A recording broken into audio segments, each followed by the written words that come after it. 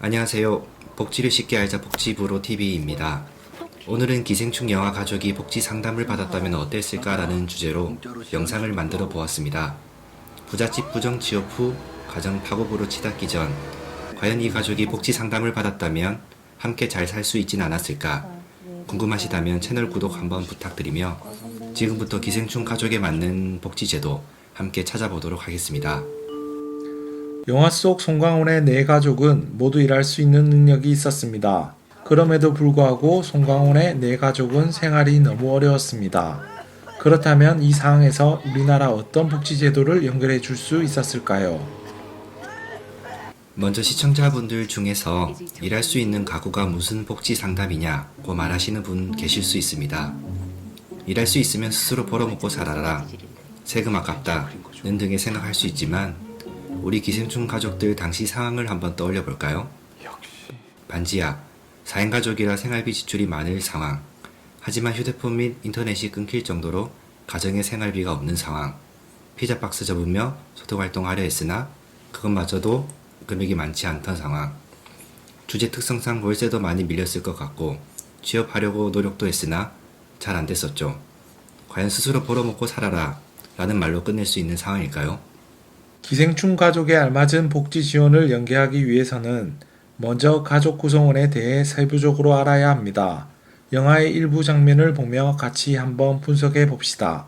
아빠 발레 뛴 적 있었지? 그치.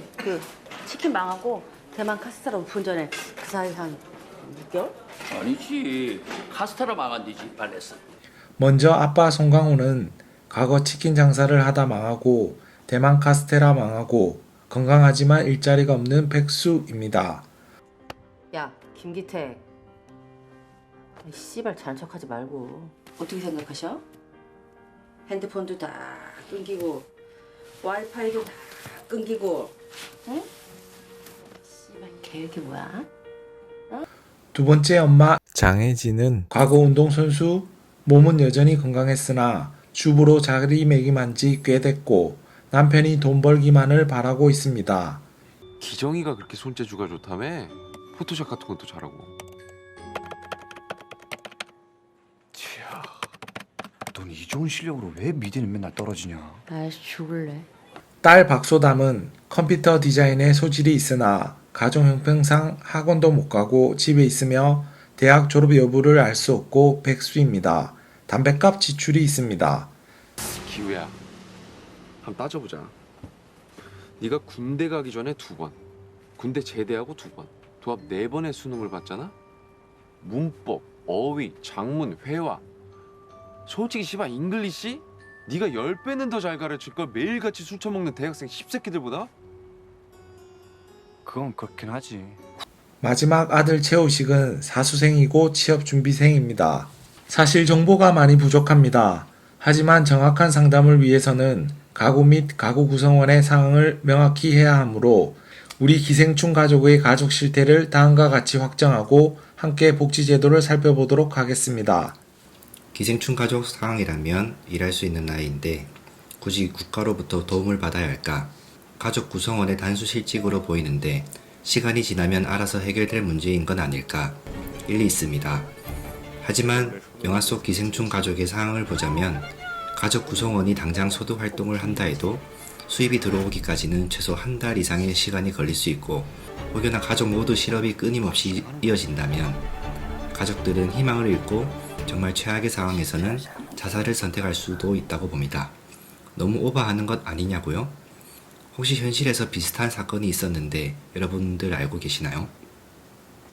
바로 송파 세모녀 자살 사건이 있었죠. 2014년 2월 서울특별시 송파구 석촌동에 사는 세모녀가 큰딸의 만성질환과 어머니의 실직으로 인한 생활고에 시달리다가 정말 죄송합니다 라는 메모와 함께 갖고 있던 현금 70만 원을 집세와 공과금으로 놔두고 번개탄을 피워 자살한 사건이 있었죠.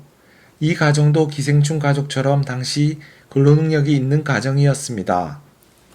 네, 맞습니다. 세부적으로 짚어보면 주 원인은 기초생활보장제도의 추정소득이라는 제도가 존재했기 때문인데요. 추정소득이란 근로능력이 있으나 근로하지 않고 있는 대상에게 일정 소득이 있다고 간주하던 제도입니다. 하지만 송파 세모녀 사건 이후에 기초생활보장법이 개정되면서 이 문제가 되었던 추정소득을 기초수급 신청 시 부과하는 것에 금지하고 있습니다.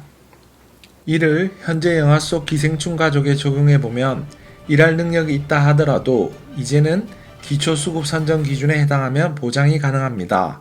가정생활에 이런 위기가 온다면 정부 지원을 충분히 고려해볼 수 있다는 얘기죠.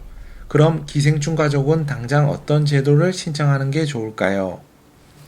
제가 판단하기엔 기생충 가족처럼 주소득자 또는 부소득자의 실직이나 폐업 등으로 당장의 생계가 정말 어렵다면 기초생활보장제도와 같이 긴급복지지원제도를 함께 신청해야 합니다. 먼저 긴급복지지원은 신청하면 일주일 안으로 통장에 생계비를 이체해줍니다. 생계지원의 경우 4인 가구 기준 월 123만원을 최대 6회까지 지원받을 수 있습니다. 긴급복지 생계비를 지원받을 수 있는 기준은 가구 소득이 1인 기준 131만 8천원, 4인 기준 356만 2천원 이하일 경우 선정하며 재산은 대도시 1억 8,800만원, 중소도시 1억 1,800만원, 농어촌 1억 100만원이고 금융재산 기준은 500만원 이하이어야 합니다. 당장의 급한 생활비를 긴급복지 지원으로 해결하고 동시에 신청한 기초생활보장제도를 통해 안정적으로 앞으로의 생활 방향을 정하면 좋은데요.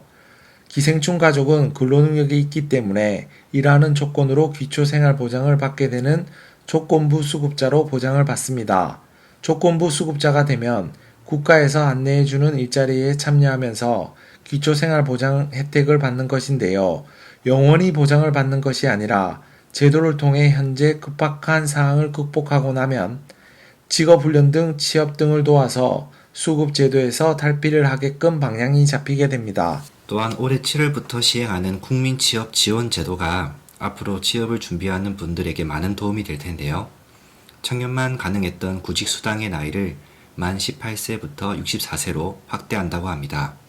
기준 중위소득 50% 이하 구직자에게 월 50만원씩 6개월간 수당을 주면서 본인이 원하는 직장에 취업을 할 수 있도록 도와주는 시스템까지 구비한다고 하니 취업 준비를 하는 분들은 국민취업지원제도 꼭 알아두시면 좋겠네요.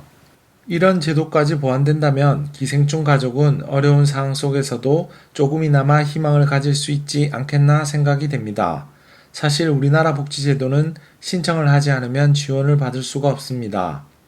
이런 복지제도가 있는 것을 기생충 가족처럼 모른다면 아무런 도움을 받을 수가 없습니다.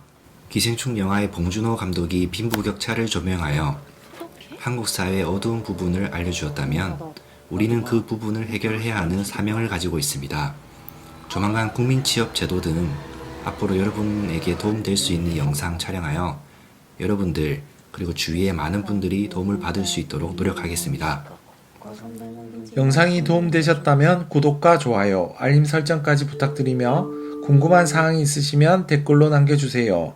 국민 모두가 복지를 쉽게 이해하는 그날까지 복지부로 TV는 계속됩니다.